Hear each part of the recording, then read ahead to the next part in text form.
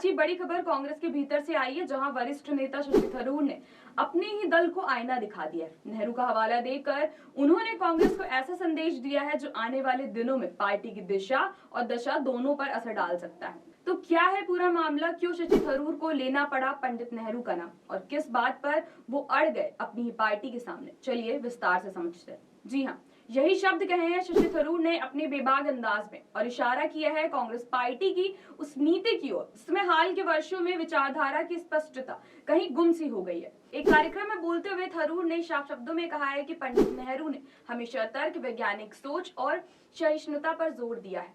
कांग्रेस उसी विचारधारा पर बनी थी और अब समय है कि पार्टी दोबारा उन्हीं मूल्यों की तरफ लौटे।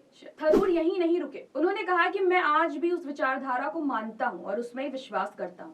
अगर कोई कहे कि मैं अपनी बात बदल लूं, तो मैं साफ कहूंगा मैं तो अपनी बात पर अड़ा रहूंगा। थरूर का ये बयान उस वक्त आया जब कांग्रेस अंदरूनी संकटों और संगठनात्मक असंतुलन से जूझ रही है। राहुल गांधी की भारत जोड़ो यात्रा और प्रियंका गांधी के सक्रिय नेतृत्व के बावजूद पार्टी की जमीनी पकड़ ज्यादातर कमजोर होती जा रही है। ऐसे में थरूर जैसे नेताओं की तरफ से आई ऐसी सार्वजनिक टिप्पणी कई सवाल खड़े करती है। क्या कांग्रेस अपनी विचारधारा से भटक गई है? क्या पार्टी के भीतर अब भी स्वतंत्र सोच रखने वाले की जगह बची है? शशि थरूर ने अपने बयान में यह भी कहा कि अगर कांग्रेस को दोबारा जनता से जुड़ना है तो उसे विचारधारा में स्पष्टता लानी होगी। सिर्फ चुनावी जीत ही मकसद नहीं हो सकती, मूल्यों और सिद्धांतों की लड़ाई भी उतनी ही जरूरी है। ये बयान राजनीतिक गलियारों में हलचल मचाने के लिए काफी था।